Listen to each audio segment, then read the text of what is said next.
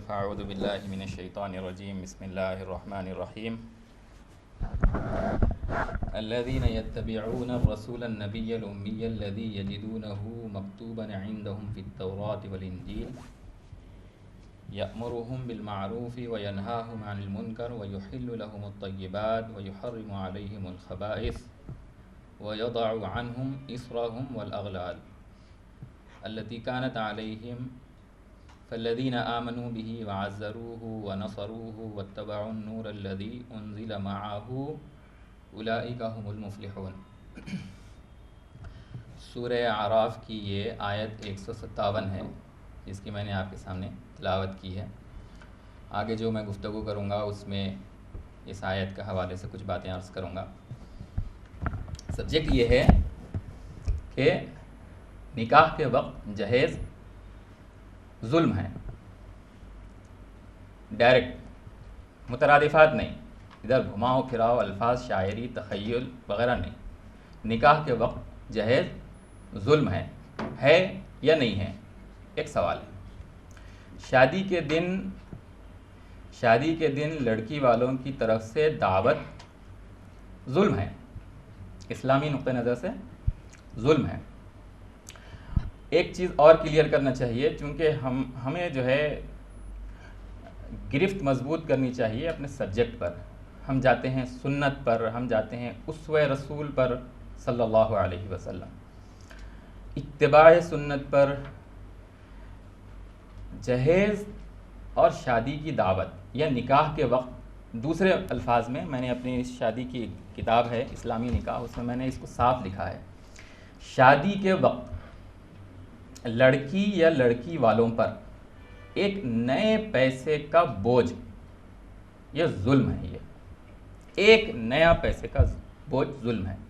لڑکی ہے، لڑکی ہونے کی بنیاد پر اس سے نکاح کیا جائے، شادی سے پہلے، شادی کے وقت، شادی کے بعد مالی تمام ذمہ داریاں مرد کی رکھی ہیں۔ یہ نبی صلی اللہ علیہ وسلم کے حکم کے خلاف ہے۔ دیکھیے قرآن میں ایک ہے اطیعوا الرسول اور ایک ہے اتبعوا الرسول۔ اتبعوا الرسول یہ دوسرا درجہ ہے، اطیعوا الرسول پہلا درجہ ہے، یا آپ کہہ لیجئے کہ دوسرا درجہ ہے، آمنوا الرسول پہلا ہے، اطیعوا الرسول دوسرا ہے، اور تیسرا جو ہے اتبعوا ہے۔ تو سنت جب ہم کہتے ہیں اور اسوہ جب ہم کہتے ہیں تو وہ اتبعوا الرسول میں جا رہا ہے۔ اتبعوا الرسول کے اندر کچھ گنجائش نکالنے والے نکال لیں گے، لیکن یہ حکم جسے کہیں گے آپ، فرض جسے کہیں گے آپ، وہ اطیعوا الرسول کے اندر ہے۔ اطیعوا الرسول سے بھی آگے ایک اور چیز ہے جس کو میں اصل شیئر کرنا چاہ رہا ہوں۔ اطیعوا الرسول کیا ہے اس کو بھی ذکر کروں گا کہ رسول اللہ صلی اللہ علیہ وسلم کا حکم کیا ہے اس موقع کے لیے۔ مقصد کیا ہے نبی کریم صلی اللہ علیہ وسلم کی بعثت کا؟ مقصد کیا ہے نبی کریم صلی اللہ علیہ وسلم کی بعثت کا؟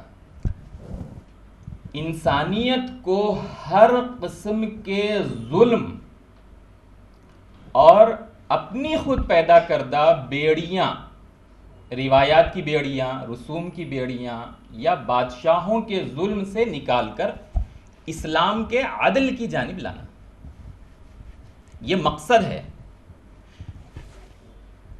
اتفاقی طور پر نہیں بلکہ مجرمانہ غفلت سے، غفلت کا لفظ ہی بعد میں آئے گا، مجرمانہ عمل سے جان بوجھ کر امت مسلمہ نبی صلی اللہ علیہ وسلم کے مقصد کے خلاف کام کر رہی ہے۔ سبجیکٹ میٹر بہت ساری چیزوں میں کر رہی ہے، جہیز کے ذریعے سے کر رہی ہے۔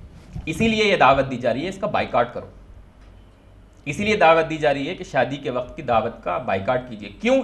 ظلم ہے یہ، سنت کے خلاف، اسوے کے خلاف، اس کو دوسرے درجے میں سمجھائیے، ظلم ہے یہ۔ میں نے ابھی جو آیت پڑھی ہے نبی کریم صلی اللہ علیہ وسلم کی ذمہ داریاں قرآن مجید میں الگ الگ آیات میں بتلائی گئی ہیں، الگ الگ بتلائی گئی۔ اعراف کی 157 جو آیت ہے اس میں ہے کہ معروف کا حکم دیتے ہیں، منکر سے روکتے ہیں، طیبات کو حلال کرتے ہیں، خبیث چیزوں کو حرام کرتے ہیں، اور جو بوجھ پڑ گئے ہیں اور جو بیڑیاں پیروں کے اندر آ گئی ہیں ان سے چھٹکارا دلاتے ہیں۔ اب ہمارے یہاں معروف نماز، روزہ، زکوٰۃ، حج، معروف اس دنیا میں ہونے والی ہر برائی منکر ہے اور اچھائی کی ہر شکل معروف ہے.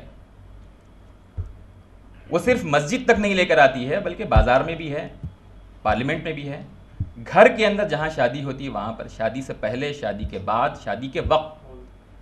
یہ شادی کے وقت جہیز ظلم ہے اور اس کا اثر شادی کے وقت جہیز ظلم ہے, شادی کے وقت شادی کی دعوت ظلم ہے. میں پھر ریپیٹ کروں گا اپنا جملہ کہ شادی کے وقت لڑکی یا لڑکی والوں پر ایک نئے پیسے کا بوجھ کسی بھی حوالے سے, جہیز کے حوالے سے, شادی کی دعوت کے حوالے سے, شادی کے بعد کی جماگیوں کے حوالے سے, پہلے بچے کی پیدائش کے وقت جو ہے وہ لڑکی والوں کی ذمہ داری. یہ بھی تو ایک ٹرینڈ ہو گیا نا ہمارے شہر کے اندر کہ پہلی جو ولادت ہوتی ہے اس کی جو ذمہ داری ہے وہ بھی لڑکی والے اٹھاتے ہیں. تو لڑکی یا لڑکی والوں کے اوپر ایک نئے پیسے کا بوجھ, یہ ظلم ہے. یہ کہ ہمارے معاشرے میں کسی شخص کے پاس 3 لڑکیاں ہوں, 2 لڑکیاں ہوں, 5 لڑکیاں ہوں, 6 لڑکیاں ہوں, وہ شخص مرا جا رہا ہے.